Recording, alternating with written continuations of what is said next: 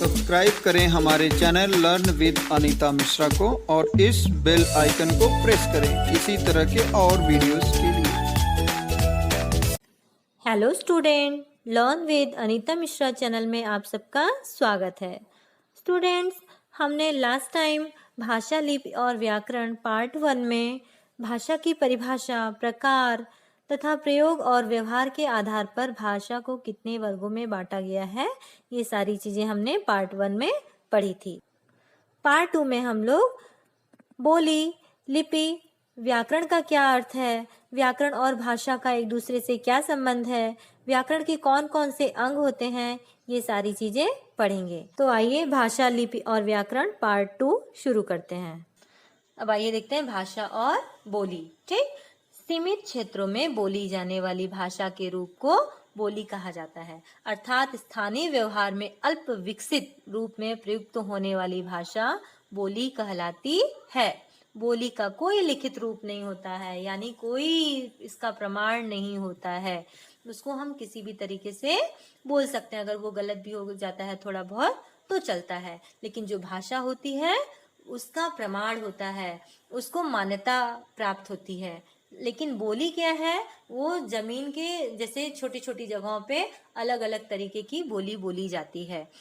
भारत बहुत बड़ा देश है, आप हर जगह जाओगे तो अलग अलग तरीके की बोली बोली जाती है। ठीक, तो छोटे भूभाग में बोली जाने वाली भाषा को बोली कहा जाता है। छोटे जगहों पे यानी भाषा का वह रूप जो उसका क्षेत्रीय रूप होता है, बोली कहलाता है। बोली को भाषा का प्रारंभिक रूप माना जाता है। बोली भाषा का स्थानीय रूप भी होता है। जैसे हर 10 किलोमीटर के बाद में हम देखते हैं कि बोली बदल जाती है। हम क्या देखते हैं, 10 किलोमीटर 15 किलोमीटर के बाद में जो लैंग्वेज होती है, जो बोली होती है, जो लैंग्वेज नहीं, जो बोली होती है इंसान की, वो बदल जाती है। ठीक, वो बोली क्या होती है, बदल जाती है। भाषा व्याकरणिक नियमों से बंधी होती है, लेकिन बोली स्वतंत्र होती है। एकदम करेक्ट है, 100% एकदम सही है ये बात, कि जो भाषा होती है वो व्याकरणिक नियमों से बंधी हुई होती है, लेकिन जो बोली होती है वह स्वतंत्र होती है। अगर उसमें मिस्टेक भी हुआ तो कुछ फर्क नहीं पड़ता है, बोली उतना शुद्ध नहीं होता है। वहीं पर जब आप भाषा से उसकी तुलना करेंगे तो भाषा शुद्ध होती है, उसमें व्याकरण के नियम समाहित होते हैं।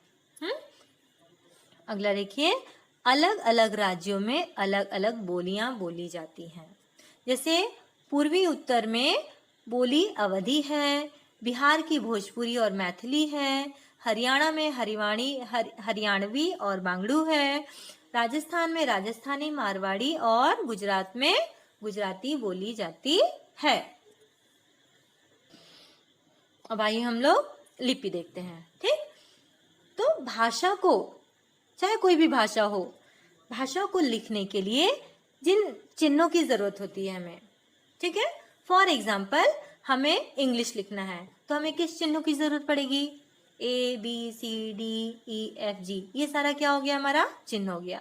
अब इन्हीं चिन्हों को जिस तरीके से उसको लिख रहे हैं, जैसे घुमा रहे हैं, जैसे टर्न कर रहे हैं, जिन चिन्हों की जरूरत पड़ती है उन चिन्हों को ही हम लिपि कहते हैं। लिपि भाषा का लिखित रूप होता है। इसके माध्यम से मौखिक रूप की ध्वनियों को लिखकर प्रकट किया जाता है। सारी भाषाओं के लिखने की लिपि अलग होती है। एकदम सही बात है, सारी भाषाओं को हम अलग अलग तरीके से लिखते हैं। हिंदी को अलग तरीके से लिखते हैं, संस्कृत को अलग तरीके से, मराठी को अलग तरीके से, पंजाबी को अलग तरीके से। लेकिन जो हिंदी, संस्कृत, मराठी है, आप देखोगे उसकी जो लिपि होती है वो देवनागरी लिपि होती है। लेकिन जब हम उसको लिखते हैं तो वो थोड़ा सा चेंज हो जाता है। हिंदी, संस्कृत, मराठी जो अक्षर होते हैं उसके लगभग सेम होते हैं, लेकिन जब हम उसको वाक्यों में, शब्दों में प्रयोग करते हैं तो वह परिवर्तित हो जाता है। ठीक, लेकिन जो हिंदी, संस्कृत, मराठी है, तीनों की लिपि क्या होती है, वह देवनागरी लिपि होती है। तो हमने क्या देखा, लिपि किसे कहते हैं, लिपि यानी जो भाषा को लिखने के लिए, लिखित रूप देने के लिए जो चिन्ह निर्धारित किए गए हैं उसे ही हम लिपि कहते हैं। यानी जो तरीका है उसे हम लिपि कहते हैं। जैसे यहाँ पे देखिए कुछ दिया हुआ है भाषा और कुछ भाषाएं और उनकी लिपियां दी हुई हैं। हिंदी, संस्कृत, मराठी, इनकी क्या है? देवनागरी लिपि है। ठीक, देवनागरी लिपि है। और पंजाबी की क्या है? गुरुमुखी। पंजाबी की क्या है? गुरुमुखी। वहीं पे उर्दू फारसी की फारसी है। अरबी की क्या है? अरबी। बंगला का बंगला ही है। बंगला का बंगला। रूसी का क्या है? रूसी ही है उसकी लिपि। अंग्रेजी, जर्मन, फ्रेंच, स्पेनिश रोमन लिपि का है। ठीक, लिपि के बारे में एक चीज और काफी इंपॉर्टेंट चीज है।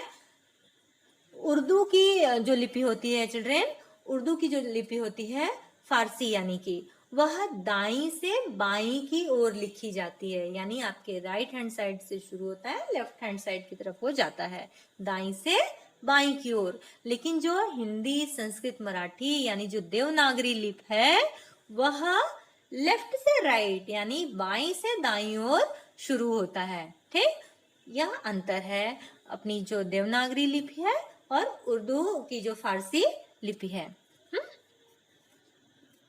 ठीक है, व्याकरण देखते हैं अभी हम लोग कि व्याकरण किसे कहते हैं। हमने लिपि भी पढ़ लिया, हमने बोली भी पढ़ लिया, हमने भाषा पढ़ लिया, उसके प्रकार पढ़ लिया। अब हम लोग देखेंगे कि व्याकरण क्या होता है। तो साधारण शब्दों में व्याकरण वह शास्त्र है, ये मैंने देखिए डार्क थोड़ा बोल्ड किया है। क्यों? क्योंकि ये वेरी इंपॉर्टेंट है।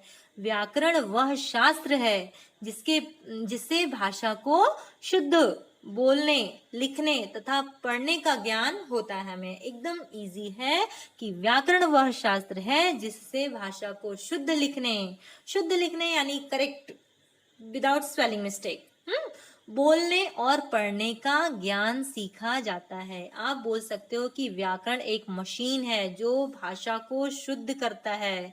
भाषा को क्या करता है? शुद्ध करता है, फिल्टर करता है। अगर आप सोचिए आपको व्याकरण का नॉलेज है ही नहीं है, सो आप करेक्ट सेंटेंस लिख सकते हैं क्या? आप नहीं लिख सकते हैं। आप करेक्ट सेंटेंस नहीं लिख सकते हैं। कुछ लोग बोलते हैं मुझे घूमने जाने का है, मुझे घूमने को जाने का है। सो ये क्या है? यहाँ पे उनको भाषा से संबंधित व्याकरण के नियमों की जानकारी उन्हें नहीं है। उन्हें व्याकरण के नियमों की जानकारी यहाँ पर उन्हें नहीं है, इसीलिए वे बोल रहे हैं मुझे घूमने को जाने का है। ऐसा नहीं बोल रहे हैं कि मुझे घूमने जाना है, मेरा घूमने जाने का ऐसा। वो कुछ क्या कर रहे हैं? गलत वाक्य का प्रयोग कर रहे हैं। क्यों प्रयोग कर रहे हैं? क्योंकि उन्हें व्याकरण के नियमों का अभाव है, व्याकरण के नियमों की जानकारी नहीं है। शुद्ध लिखने के लिए व्याकरण को जानने की बहुत जरूरत होती है।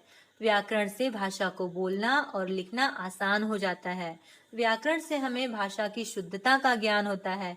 प्रयोग करने के लिए हमें भाषा के नियमों को जानने की जरूरत है। इन्हीं नियमों की जानकारी हमें कौन देता है? व्याकरण देता है।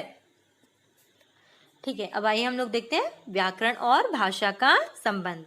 कोई भी व्यक्ति व्याकरण को जाने बिना भाषा के शुद्ध रूप को नहीं सीख सकता है। एकदम करेक्ट बात है।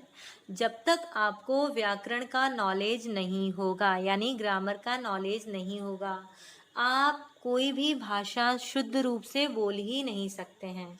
जैसे कि मैंने बोला, ठीक, मैंने बोला खाना सुंदर है। खाना सुंदर है। खाना क्या है? सुंदर है। लेकिन मम्मी बढ़िया है। मम्मी बढ़िया है।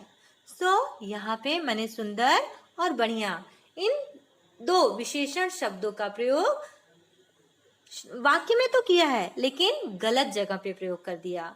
मुझे ये बोलना चाहिए कि खाना बढ़िया है और मम्मी सुंदर है। मम्मी क्या है? सुंदर है। मम्मी सुंदर है, लेकिन खाना के लिए हमें बढ़िया विशेषण शब्द का प्रयोग करना चाहिए। तो ये हमने गलती क्यों की? क्योंकि हमें व्याकरण के नियमों की जानकारी नहीं थी, इसी वजह से हमने यह गलती की। व्याकरण भाषा का उच्चारण करना, भाषा का उच्चारण प्रयोग अर्थों के प्रयोग के रूप को निश्चित करता है। तो आइए अब हम लोग देखते हैं व्याकरण के अंग। व्याकरण के यहाँ पे 3 अंग दिए गए हैं। पहला क्या है? वर्ण विचार, दूसरा शब्द विचार और तीसरा क्या है? वाक्य विचार। तो पहले से शुरू करते हैं। पहला वर्ण विचार।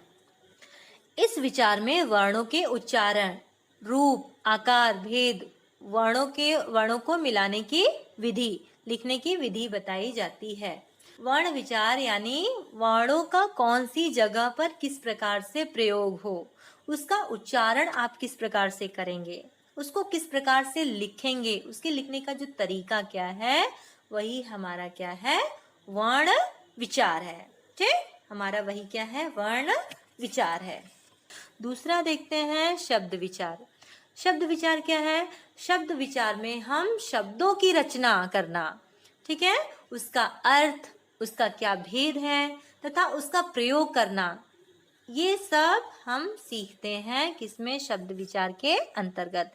इस विचार में शब्दों के भेद, व्युत्पत्ति, रचना, रूप, प्रयोगों, उत्पत्ति आदि का अध्ययन करवाया जाता है। यानी कि शब्द विचार के अंतर्गत में आप क्या पढ़ते हैं? शब्दों की रचना करना, यानी शब्दों का निर्माण आप किस प्रकार से करोगे, उसका शब्दों का जो प्रकृति क्या है, उसका अर्थ क्या है और उस शब्द का भेद क्या होगा और उसका प्रयोग करना, ये सारी चीजें आप शब्द विचार के अंतर्गत में आप सीखते हो। कहीं वर्तनी में त्रुटियां तो नहीं हो रही हैं, कहीं ये तो नहीं है, ये सारी चीजें आप शब्द विचार के अंतर्गत में सीखते हैं। ठीक है, तो यहाँ पर अब हम लोग ये तीसरा वाला देख लेते हैं, वाक्य विचार। ठीक है, वाक्य विचार में वाक्य की रचना करना हम सीखते हैं। ठीक, जैसे वर्ण विचार में हम वर्ण की रचना करना सीखते हैं, वाक्य शब्द विचार में शब्द की रचना, और वाक्य विचार में वाक्य की रचना करना सीखेंगे।